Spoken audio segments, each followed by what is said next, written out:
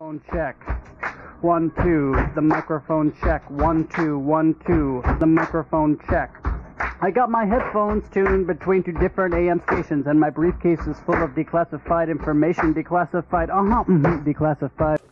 Good evening and welcome to News from Neptune for the 14th of December in the 50th week of 2012. For more than 20 years, this program has been a spontaneous and unrehearsed discussion of the news of the week and its coverage by the media.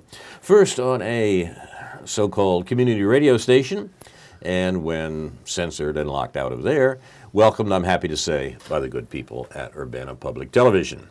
I'm Carl Estabrook. My discussants tonight are David Green and David Johnson. It's an all-David show. We'll take turns suggesting an item from the week's news that's been ignored or misreported, sometimes even innocently, and then giving the others a chance to comment on it. Our program's name, News from Neptune, was chosen to honor Noam Chomsky, who's been talking sense about American politics for more than twice the 20 years that we've been on the air. Chomsky has said, and I should mention on Chomsky last time, if you were with us last week, you noticed a somewhat unusual program. The date, December 7th, our last program, was at once Chomsky's birthday. He was 84 years old on that day. And, of course, the 71st anniversary of the Japanese attack on the U.S. Navy at Pearl Harbor. The late Alexander Cockburn used to say two of the greatest blows against the American empire were struck on December 7th, Pearl Harbor and Chomsky's birth.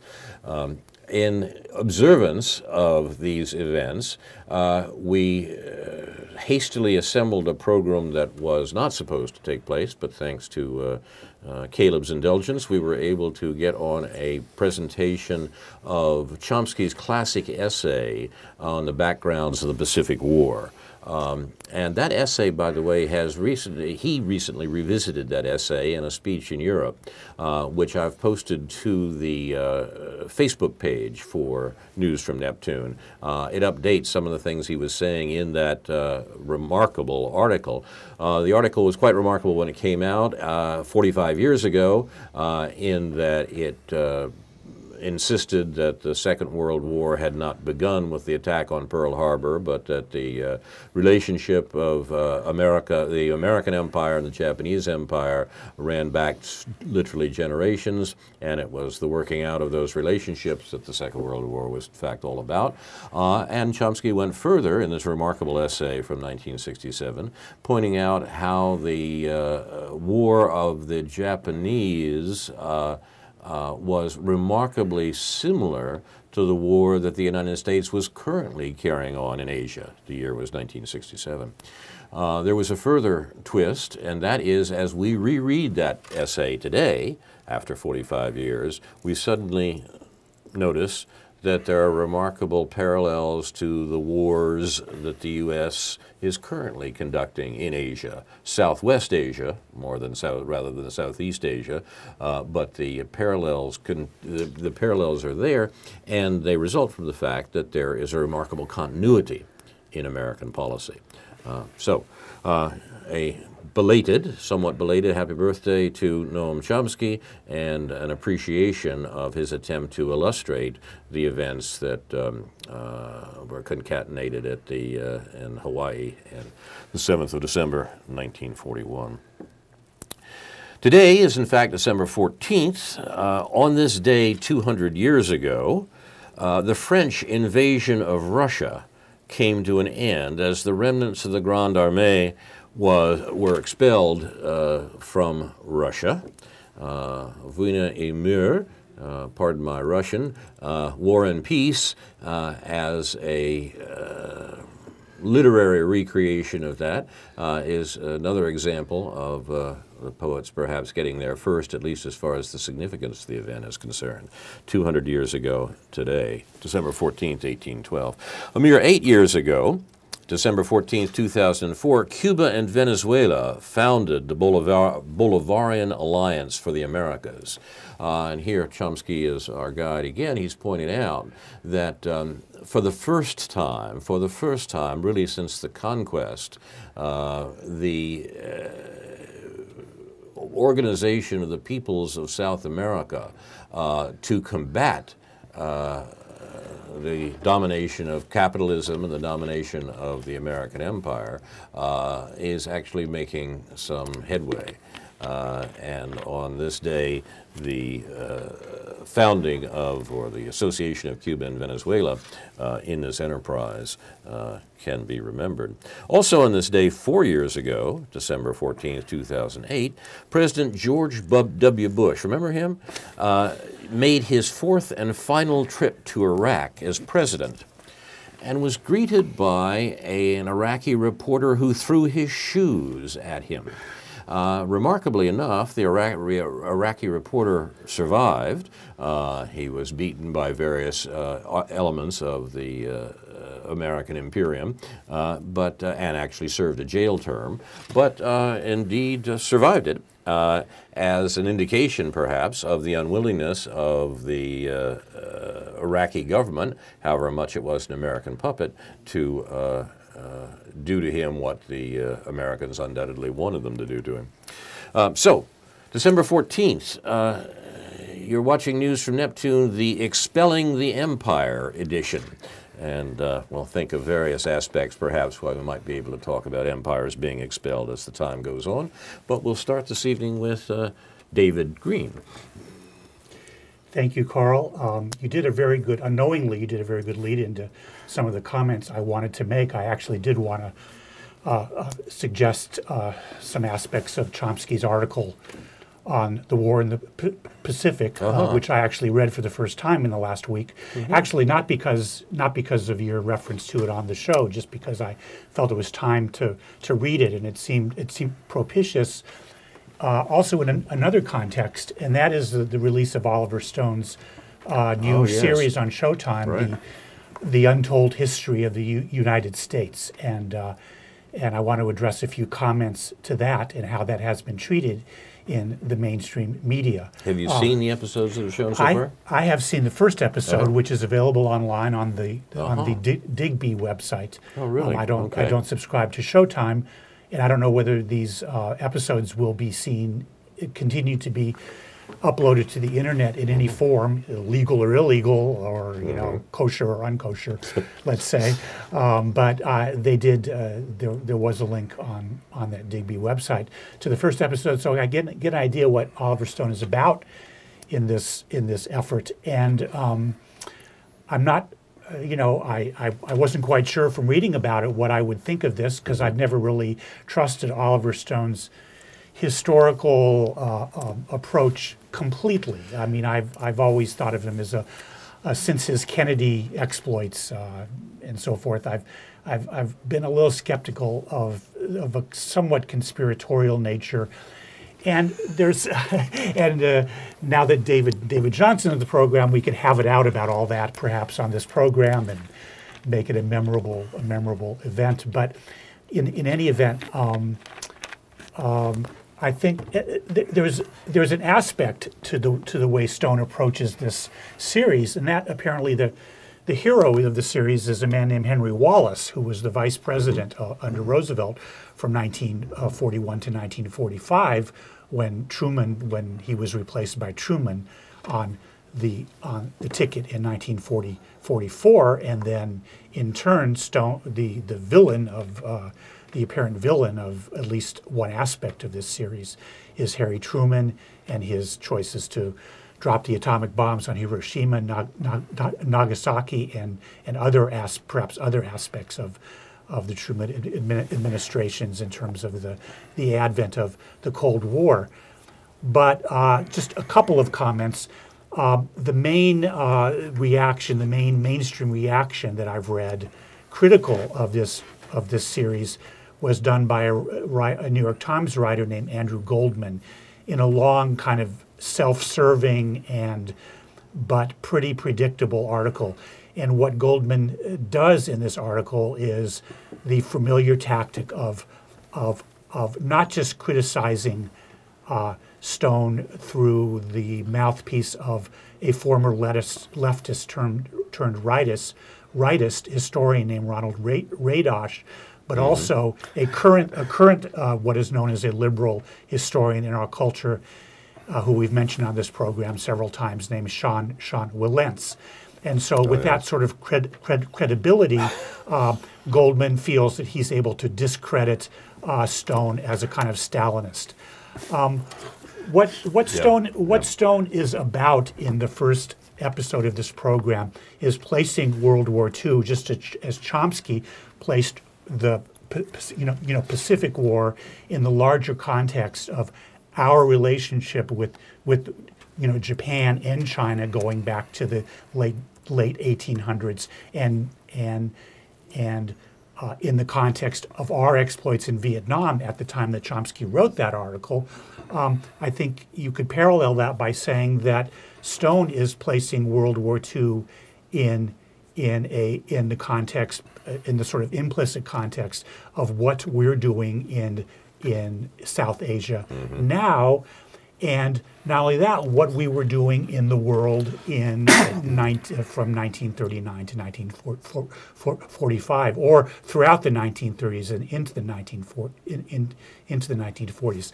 The main flack Stone seems to have gotten for this is to basically accurately tell the story of the Soviet involvement in World War II and the price that they paid, and kind of shrink the role of the United States in relationship to defeating fascism in Europe, and just for that he's gone over the bounds of the limits of allowable debate, and made the events that led up to World War II and the sort of the heroes and villains of World War II look different. What Stone is talking about really was in spite of whatever concern I might have had about his overall interpretation, seemed to be pretty straight historical narrative of actually who paid the price to win World War II, and I think that the fact that the New York Times, in a sort of a feature article, is trying to persuade people that they should be very dismissive towards Oliver Stone's effort, really again shows not only what their attitude is about history, but the fact that such attitudes can lead towards more criticism of our foreign policy now. Yes. So. With that, let me just stop and find out, see if we can pursue this. If you're interested in pursuing this further, and in what way. That's great stuff, David, and really that is important. It's once again, we say we're unrehearsed, but in some sense reality rehearses for us by putting these things on the agenda as they unquestionably are, and trying to pay attention to the history, the background of what our polity is up to right now as one of the first responsibilities I think we have. David Johnson, would you like to have a comment on David's? Sure. I'm a real big fan of Oliver Stone. Granted, Oliver Stone does take some artistic liberties at times, especially the JFK film he did. However, even the JFK film, which I thought he probably took the most artistic liberties with, still had a lot of basis in fact. And speaking of JFK, I do have a special series that's going to be airing on UPTV called The Men Who Killed Kennedy. This is not conspiracy theory, it's conspiracy fact. Conspiracies happening all the time, have always happened, and are continuing to happen. And the biggest conspiracy we're looking at right now is this thing called a fiscal cliff. The fiscal cliff. It's cliffness. I picked up Tuesday's News Gazette here, and as you see, there's an article here called Illinois Bracing for Double Whammy, and it shows an elephant and a donkey standing here at the cliff with their hands over their eyes like, oh my God, we're going to fall and we're all going to die. Now, where have we heard this sort of, this sounds very familiar. And I'm trying to remember, where have I heard such a, I remember now, 2008 financial meltdown. Remember, the sky is going to fall. We have to bail these banks out. No time to discuss it, no time to debate it. We have to bail them out. We have to bail them out now. And look what happened. And this whole thing about the fiscal cliff is another monstrous lie brought to you by the very same people who caused the financial meltdown in 2008 and precipitated the unprecedented bailout of these major banks. And look what's happened since they've been bailed out. They're not lending any money. The economy is getting worse all the time. On top of that, the banks have more political power than ever. And now, as recently, HSBC was just indicted for money laundering. And does anybody go to jail? No. A fine. A mere fine. Nobody goes to jail. Now, if I was money laundering and I went before a judge here in Champaign County or a federal court, wherever, I could imagine if I tried to say, well, how about, Judge, if I just pay a fine and not, I don't go to jail or anything. I mean, you know as well as I do this wouldn't happen. But this is the problem we've come to in this country. This fiscal lie is essence is trying to say that we need to cut Social Security and Medicare in order to try to help real budget deficit problems. Well, the thing is that Social Security and Medicare have absolutely nothing to do with the budget deficit. And let me repeat that. They have nothing, absolutely nothing to do with the budget deficit. Social Security and Medicare are paid into a separate fund financed by workers' contributions and employer contributions. The current Social Security Trust Fund is solvent, and it will be solvent to at least 2020 if nothing is done. That's if absolutely nothing is done to strengthen it beyond 2020. Now, of course, there's a couple ways it can strengthen. First of all, one thing is that we could reinstitute the Social Security contribution payroll tax that Obama cut last year, which was a back way of trying to weaken the Social Security. And the other thing is to remove the $109,000 income cap on people who don't pay into Social Security. Both of these would put enough money into the system to where it would be solvent for many generations and probably have enough money left over to increase benefits for retirees and maybe even lower the retirement age to, say, 60 instead of what they're talking about, raising it eventually to 70. Medicare, on the other hand, is not the problem, it's the solution. Medicare needs to be expanded to every man, woman, and child in this country because it's the most efficient and cost-effective way of keeping our health care costs down. We currently here in the United States have the highest health care costs in the world, but we're ranked only 38th in quality of care worldwide. Medicare needs to replace the private health insurance companies as the main insurance provider for Americans. But I'm all about free choice here.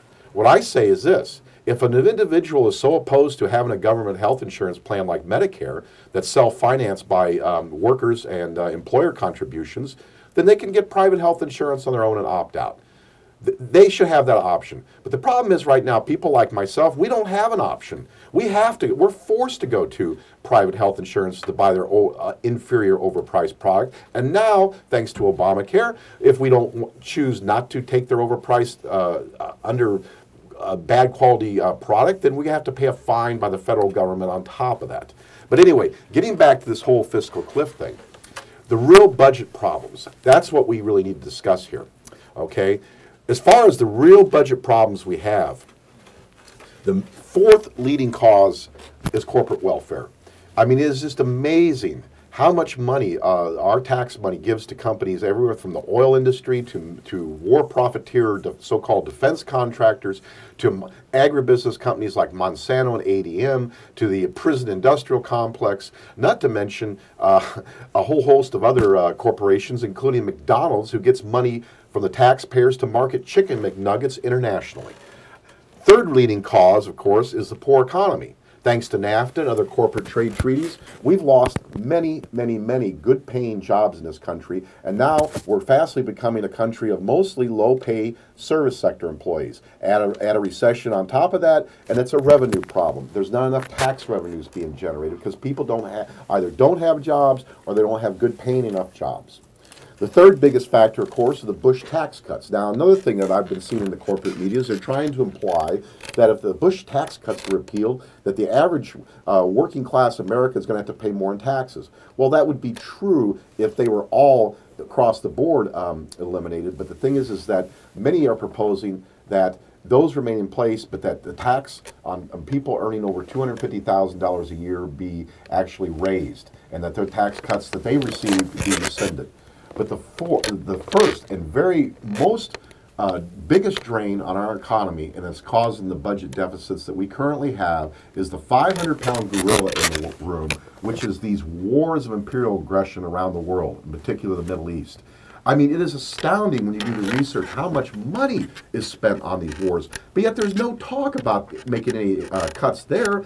I mean, for instance, in 2011, 1.3 trillion, that's trillion dollars, was spent for various war efforts, from the occupation of Iraq. Yes, it's still continuing, despite what the media says. Hear, hear. The occupation and continued war in Afghanistan, but also things such as the drone attacks in Pakistan, Yemen, even the Philippines, as well as various special forces contingencies. And then, of course, on top of the $1.3 trillion, in addition to it, there was another $5.2 trillion. That's trillion dollars given to the Department of Defense for what they call as base expenses. Now, this means literally both close to 1,000 foreign military bases we have around the world, but it's also, there's a lot of discretionary spending involved in that. I mean, look how much money has disappeared. I mean, that the Pentagon has been, questioned about by the Congressional Budget Office and even congressional committees over the years, and they just come out and say, well, we don't know what happened to that $10 million or that $100 million. If you don't believe me, check it out for yourselves. Yes, they blatantly say, we don't know what happened to the money. Or the reconstruction money that's went to Iraq and Afghanistan, which for the most part has been either misappropriated, embezzled, because there's been very little reconstruction work done. Now, all these costs here that we are currently spending, you've got the additional costs, which is basically support and help to wounded veterans, which I think has to absolutely happen. This is an obligation that should not be fudged on. But this is going to add even more cost. If those young men and women weren't in those war zones, they wouldn't have been maimed and disabled. In addition to that, there's an eventual reconstruction of these two countries that has to happen.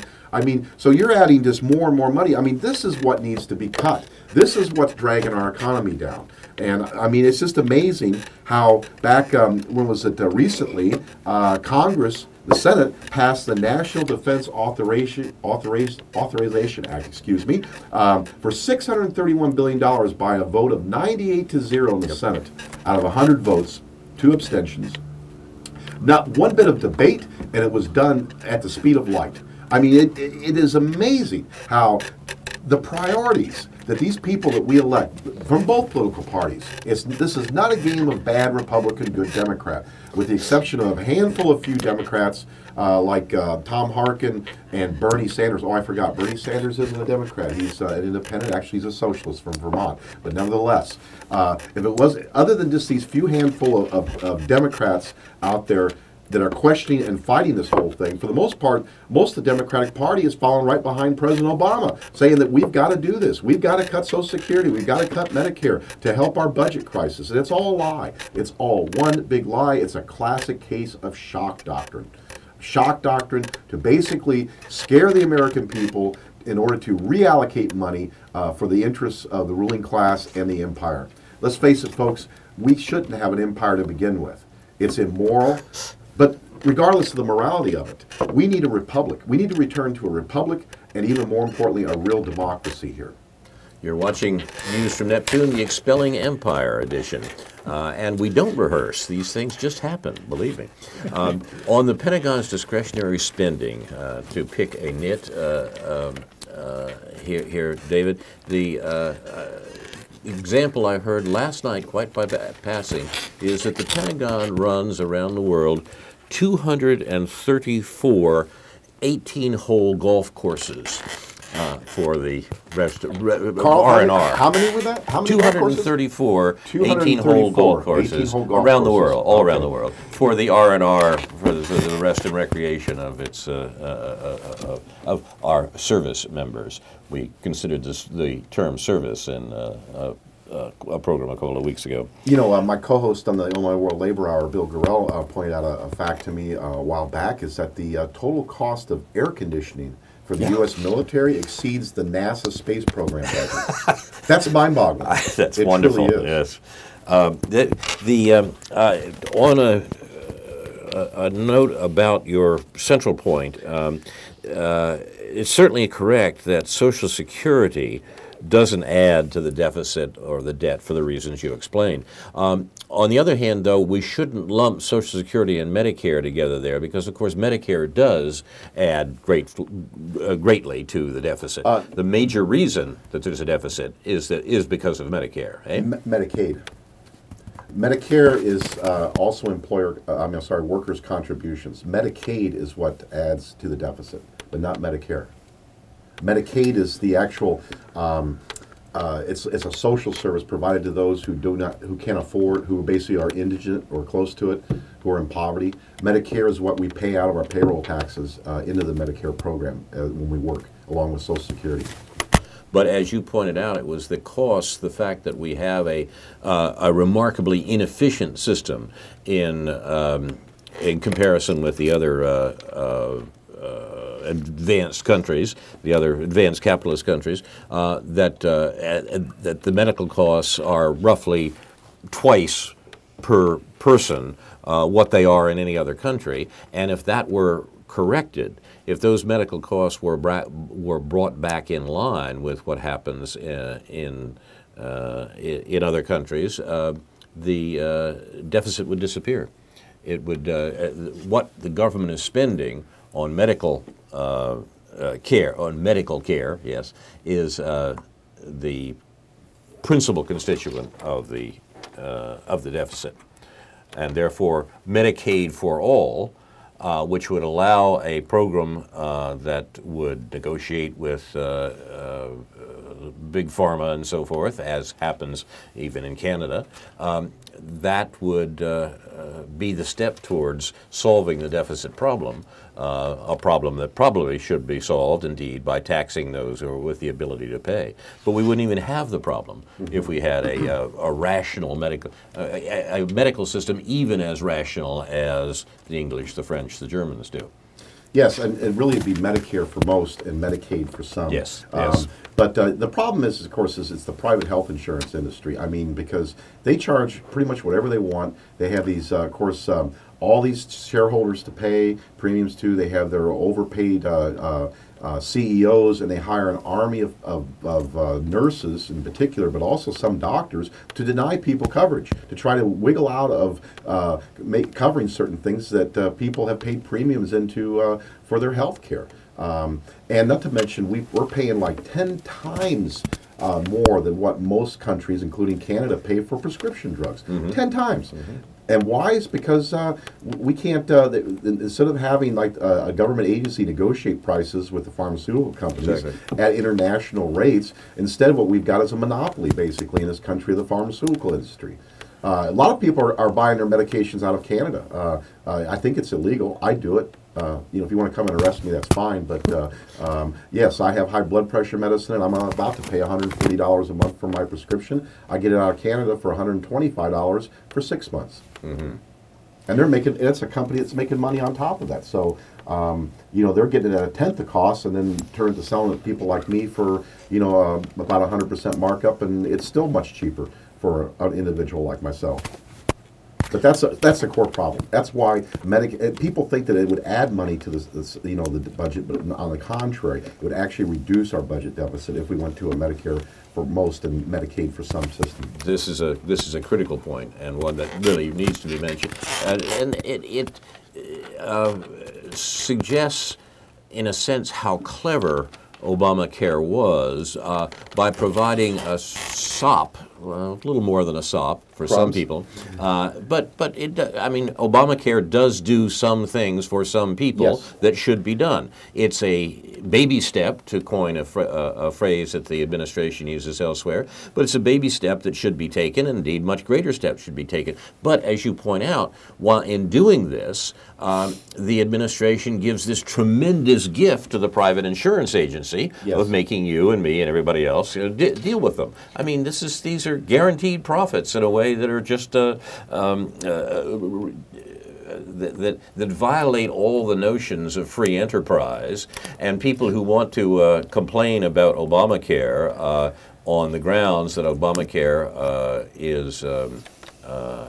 is not capitalist have a germ of they have an argument here precisely because it is a guided market, a controlled market. Crony capitalism. Yeah. Exactly.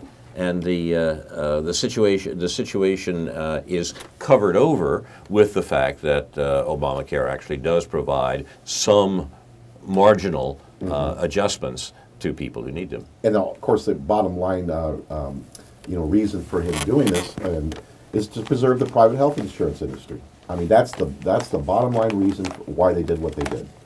You got a take on this, David? Well, yeah. Well, I certainly think that all those things can.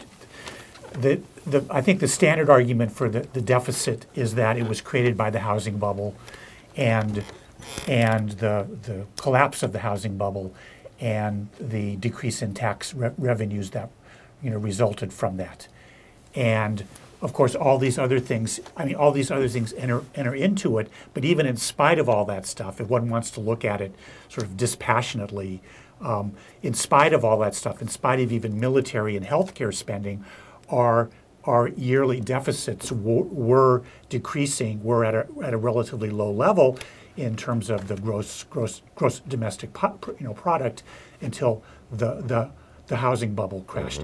That doesn't mean that we shouldn't do all these other things that would make us look even much better, besides having jobs programs and creating demand on the government side that would actually grow the economy. That's terrible. Stop myself for that one. That would I'll defer using that particular Clintonism and just talk about creating jobs and demand that would get us back to a point where we were before the housing bubble burst. But beyond that, of course, military spending adds to our deficit, or transfer military spending to other more useful means if you want to maintain a certain amount of deficit spending. And in terms of health care, again, I mean, it doesn't matter whether it's publicly paid or privately paid. We pay too much. Yeah. And the way to pay less is to have it all, as has been pointed out, to have it all publicly paid, so that the health insurance companies don't extract all this inefficient, unproductive this aspect to our healthcare system, which doesn't exist in most other developed countries. So it isn't, the point isn't just to get to lower deficit spending. The point is for the government to spend money, however much it spends, whether it turns out to be 30% of our gross domestic product, or 40% or 50%, as it does in places like Norway and Sweden and so forth. The point is for the people to democratically decide how big a government we need to have to meet the needs of our people, not to meet corporate needs, not to meet military needs, but to meet human needs. So again, you're right, David, in saying that it's a kind of conspiracy. If we want to get back to the conspiracy issue, I would argue that this is an open conspiracy. It isn't a few people. Anybody can play. It isn't a few people behind closed doors making stuff up. It's right. It's this implicit sort of ideological, not even ideological. It's a way of thinking about the world, which the people who do this perfectly well understand how the world works, and they perfectly well understand that they're not telling the truth. Yeah. But they know what they're doing, but they're doing it openly. That's a roundabout way of saying it's a conspiracy. Obama's trying to pretend he's actually doing this for everyone's benefit, and most of the people in the Democratic Party are saying that we're behind you on this. We don't. But then behind the scenes, I mean, like my labor activist grandmother used to say, actions speak louder than words. And Obama is a master at talking out of both sides of his mouth and saying one thing and doing just the opposite. The short technical term for this is lie. Okay. Yes. Four-letter word there. No, three-letter word, sorry. Liar. Lies. Hey, it's a plural. We can use it. Okay. This is, yes, our consideration of fiscal cliffness could continue with a note that the military actually is a little worried about this dispute because if the fiscal cliff is actually engaged, it would mean some cuts in the military. They may have to give up some of those golf courses or something, or at least, you know, mothball them rather than golf ball, I don't know. But there's a peculiar aspect of this is that the defense secretary is out running around the world making sure that we know that we can't cut the military. Things are really going to be difficult if anyone should think of doing that, and therefore they shouldn't think of it.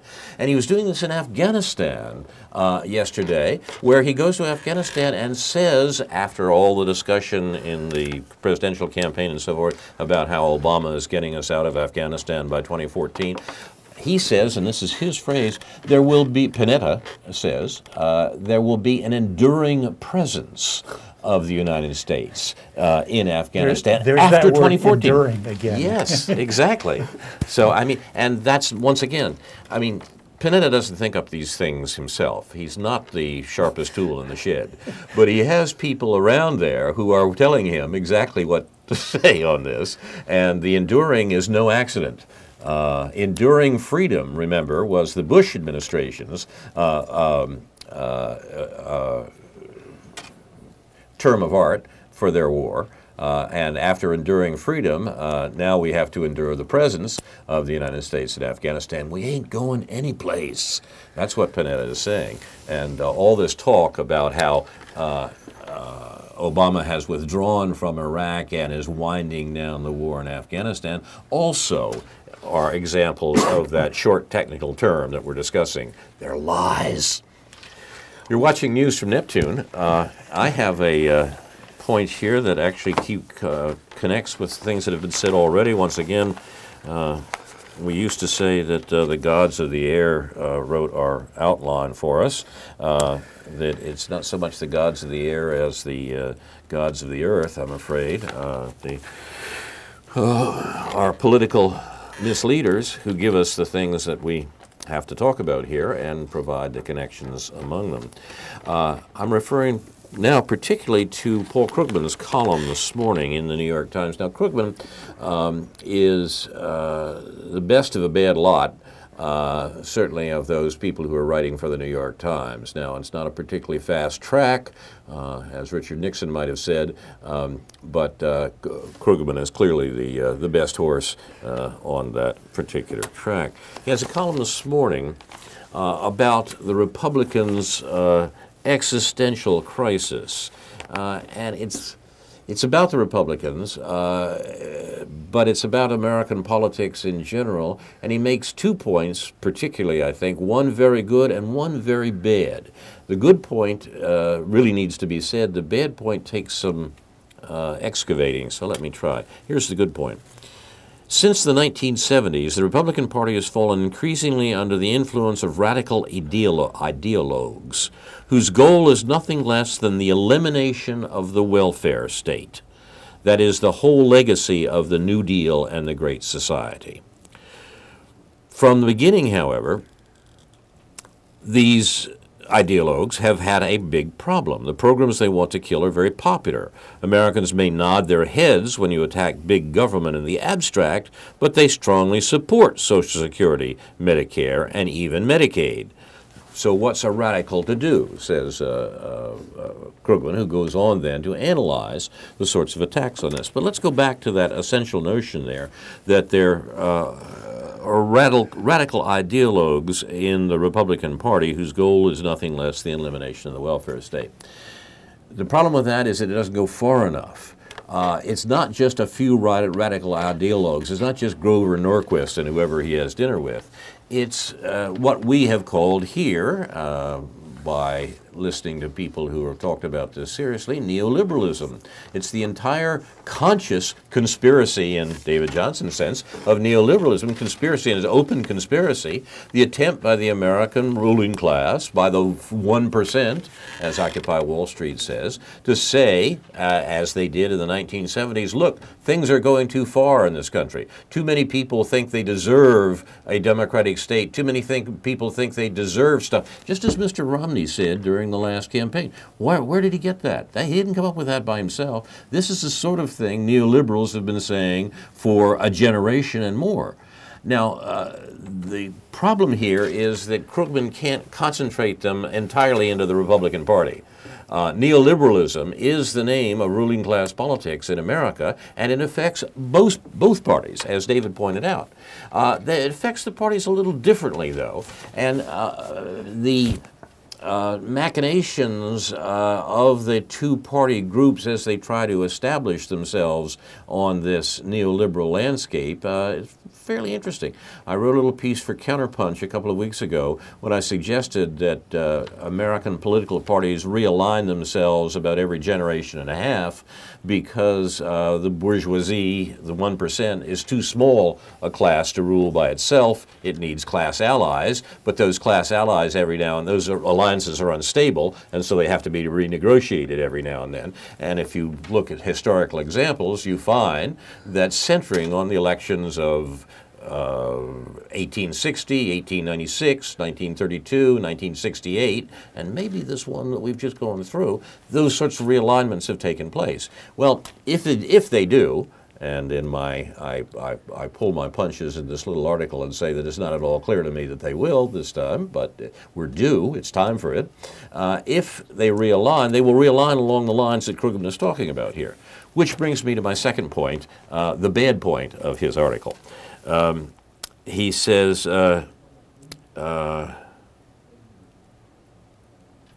he presents the neoliberal attack as an exclusively Republican operation and neglects to characterize the Democratic Party's response over more than 30 years. That response is not simply a defense of the welfare state, as he talks about it here, defense of the New Deal and the Great Society. Who, after all, was the American president if he did more to destroy welfare and the welfare system and the welfare state in the last 30 years? Bill Clinton. This was a neoliberal goal of this comparable perhaps to Nixon's going to China, you know. It took a Democratic president, the party that took credit for the welfare state, to destroy an essential part of the welfare state, and Barack Obama is following in his footsteps. One last point. The Democrats did something else, though, under the assault of neoliberalism, which gets underway in the 1970s. The Democrats, instead of defending the welfare state and defending the generation-old opposition to attacks on economic exploitation, turned the nature of American liberalism from economics to discrimination. And the result was identity politics. We talked about this here a couple of weeks ago. But that identity politics was the retreat that the Democrats engineered in response to the neoliberal attacks of the 1970s. This is the point that Krugman glosses over, indeed more than glosses over, I think, because he won't admit the fact that neoliberalism is the program of both parties. Is this fair, gentlemen? Am I being mean to Paul? I just want to expand on that a little bit. I think that Krugman had two columns this week, one on Monday and one this morning, one Friday this morning, in which he reveals this, the flaws of his analysis, this persistence of wanting to see the world in terms of Democrats and Republicans, liberals and conservatives, in some senses of those words. those who believe in social welfare programs versus those who support business or big business. But in any event, what he did on Monday was that he asked a question about what's causing our current economic problems, and he sort of summarized it in terms of, is it robots? Meaning, does technological progress make it harder for people to get jobs, or is it robber barons? Meaning that powerful business people are exploiting the working classes, and Krugman in this context was loath. I mean, he kind of backed into raising the issue of social class, but he did it kind of unwillingly, and he didn't really pursue it very far. In both columns, what he fails to be straightforward about is a topic that obviously David Johnson is devoted to, and that is the nature of the organized assault on labor unions during the last 30 or 40 years in this country. So these issues aren't as difficult as Krugman is making them out to be. These are class issues. These are labor issues. I guess the only thing that's difficult to understand, and I would put this forth in a kind of provocative way, is that labor union and labor union leadership has, in spite of what you're seeing in Michigan this week and all this stuff, has in many ways willingly participated in this process, and I think it's important to understand how and why that's happened. You might agree with that, mightn't you, David?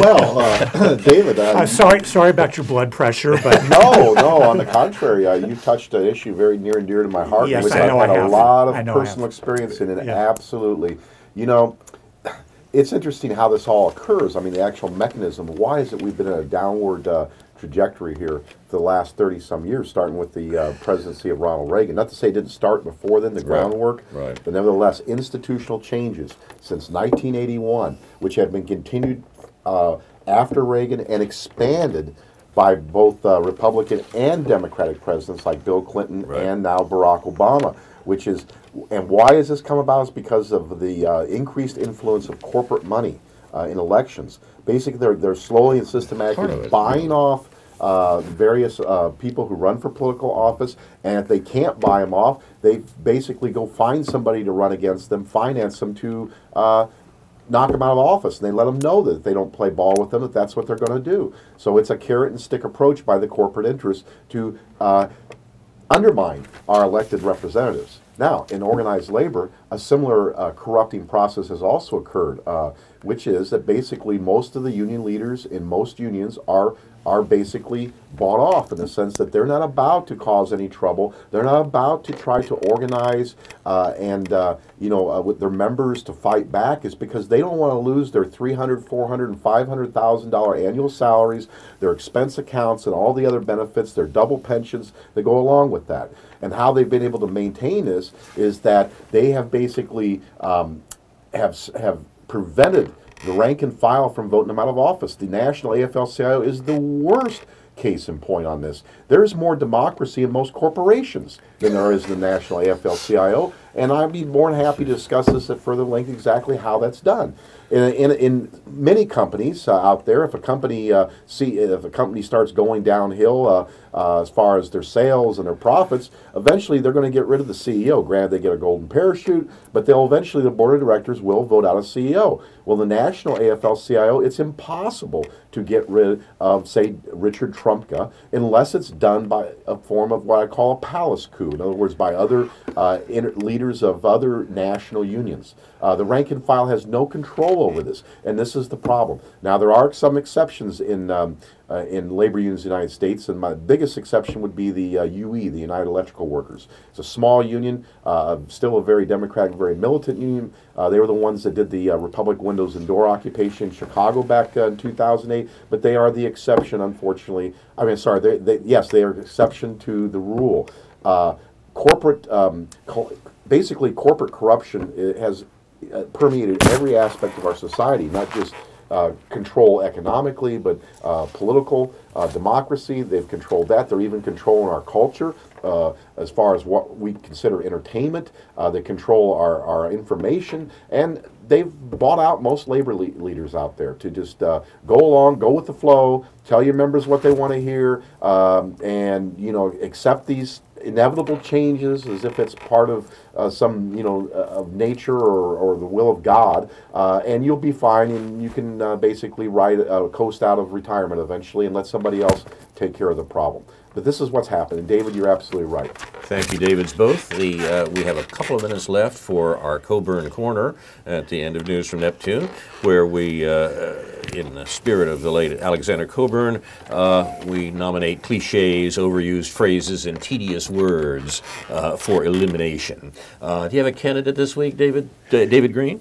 Yeah, I have a couple of candidates that have been on my mind. Did you want to grow the Clintonism, grow the economy? Yeah, that was one of them that I think may have been included in Alexander Coburn's book about that. I'm not sure, but there's a kind of an insider sort of New York Times-ish and NPR-ish way of talking about what's going on inside the Beltway, and it's a very annoying habit of referring to. I'll give two examples of this: raised eyebrows and ruffled feathers. And it's never quite clear whose eyebrows are being raised and whose feathers are being ruffled. But when one hears somebody like Cokie Roberts or one of the usual NPR suspects doing sort of inside the Beltway talk about something that might be a little bit outside the limits of allowable debate, they're referred to as raising eyebrows and ruffling feathers, and I find this to be a very annoying and disingenuous way of talking about what's really going on. And I guess what the message this is sending to us is that very important people don't like something. They are made uncomfortable by something. So I would encourage you, when eyebrows are being raised and feathers are being ruffled, one might ask, who is it, and why is it, and why is it being put that way, and why aren't these people being named? And who's the ruffler and who's the ruffly? In this case, we might ask. Right. It was Cokie Roberts who was responsible for a wonderful phrase years ago. I wish I could remember the event. She was asked, is there any on the limits of allowable debate? She asked, is there any objection to this? Yeah. Whatever this was. Yeah. And she responded, not from anyone who matters. Right. Oh, exactly. There we are. That's Cokie. Yes. That's revealing. David Johnson, do you have a candidate for the guillotine on the Coburn Corner? I got a couple of them. Okay. One comes from this News Gazette article I just want to show you, and they're not. It's not exclusively News Gazette, but I love it when they say experts. Oh yes. Never say who the experts are. It just says experts say this, experts say that, experts predict this. Well, it'd be nice to know really who these experts are, and more importantly, if they do name them, what their track record has been. Because what amazes me is all these supposed economic experts and political military analysts that get on these various corporate media shows. I mean, if you ever look into their track record of how accurate they've been, it's horrible. But they keep getting invited back and back as if they've been right 90% of the time. My second one, of course. It's a conspiracy. Well, not really, Dennis. Breathing together. I'm sorry, David. On the contrary, I think it's exactly the right phrase. Yes. But I guess you could say it's a conspiracy in the sense they're trying to fool the public. I mean, try to sell something that's not real. And I guess that's my kind of broad definition of conspiracy, is when you're basically lying and trying to basically, disinform people, misinform There's that technical term again. Yes. Yeah. So, but, let's not split hairs over that. My second, probably my favorite pet peeve comment that I hate the most is the use of the term contractor when they're referring to mercenaries. Killers, yes. Hired killers, privatized military, Blackwater, Z, all these other groups that are they basically stationed around the world, Afghanistan, Iraq. Contractors. It sounds so much better than mercenary, doesn't it? I mean, almost had images of these carpenters and plumbers going into Iraq and Afghanistan, remodeling people's homes that were bombed. But that's probably my biggest, that annoys me the most is, how they turn the word mercenary, with all its connotations, rightly so, to the word contractor. I mean, whoever came up with that one was quite brilliant. Contractor ruffles your feathers, doesn't it? Indeed. Thank you very much, gentlemen. Kobo will close Coburn's Corner. I had one this week. I want to talk about the word harsh in relationship to both a new movie and a legal report from Europe. But harsh as in harsh interrogation. That's the American euphemism for torturing people. But we'll have to put that off for next week. We're almost out of time, and I want to be sure before we go that David Johnson mentions two programs he's connected with for this weekend. Labor's Worldview on UPTV on Sunday, and the Illinois World Labor Hour on WEFT tomorrow at midday. Tell us what you got. Tomorrow on the Illinois World Labor Hour, we're going to be having a very special guest call-in, Mazibuko Jaha. He's a South African labor activist, and he's going to be calling in actually from the West Coast to our show, talking about the police murder of striking miners back a couple months ago, and some other issues that are going on in South Africa. And what's going to be really interesting about the show is I'm going to have a couple co-hosts sitting in with me, Ken Salo, Professor Ken Salo here at the University of Illinois, and James Kilgore, both of whom were former residents of South Africa. So I thought this would maybe add to the interview's conciseness, if you will. On Sunday here at UPTV from 4 to 5 p.m., this edition of Labor's Worldview will be The Vampires of Daylight, an independent film done about the healthcare system in the United States by a woman named Helen Redmond. It's filmed in Chicago. Helen Redmond's a healthcare worker who has hardly had any health insurance herself for most of her working life. How ironic. But that is the state of things here in the United States at this point in time. But anyway, yes, The Vampires of Daylight, a very revealing film about the healthcare industry in the United States. So please tune in. You've been watching News from Neptune. Our program is named in honor of Noam Chomsky. This has been the December 14th Expelling the Empire edition, a consummation devoutly to be wished. If our program has interested you, you might look for similar programs here on UPTV, now not only on cable but also streaming online at urbanapublictelevision.org. On Friday at 11 p.m., Democracy Now!, a rebroadcast of this morning's news program, now every Friday at 11 p.m. On Saturday at 7 a.m., The David Pakman Show. At 2 p.m., News from Neptune, a repeat of this show. 3 p.m., The Populist Dialogues from the Alliance for Democracy. And their program this week also touches on some of our issues. Paid sick day and wage theft campaigns. Lisa Frack with Family Forward talks about the campaign to get paid sick day benefits for all workers. Approximately 41% of private sector workers do not earn a paid sick day benefit. Following that, Marco Mahia with Jobs with Justice talks about their campaign to end wage theft, the practice on the part of many employers not to pay at least minimum wage, overtime, tips, all hours worked, etc. On Sunday the 16th at 7 a.m., the White House Chronicle. At 3:30 p.m., the Populist Dialogues rebroadcast. At 4 p.m., Labor's Worldview. At 11 p.m., The Men Who Killed Kennedy, Part 1. David, you've done this whole program week, haven't you? The first 2 hours of a special retrospective program on the assassination of John Fitzgerald Kennedy. Weekdays, Monday through Friday, 7 a.m. Democracy Now!, 8 a.m. The Big Picture, noon David Pakman Show. On Monday at 1 p.m., Labor's Worldview again. 2 p.m., the Tom Hartman program. Tom's back with his live 3-hour nationwide call-in. At 5 p.m., the European Journal. On Tuesday at 7 p.m., European Journal is repeated. At 9:30 p.m., the White House Chronicle is repeated. And at 10 p.m., Aware on the Air. I'm Carl Estabrook. My discussants tonight on News from Neptune have been David Green and David Johnson. This and other editions of this program can be seen on the website newsfromneptune.com and on Facebook. I can be reached at carl@newsfromneptune.com and on Facebook, and I'm happy to receive your comments. Our thanks to UPTV, especially Jake, Jason, and Caleb. Inshallah, we'll be back next week with a new edition of News from Neptune. To remind you, in the words of Edward de Vere, what's past is prologue, what's to come in yours and my discharge.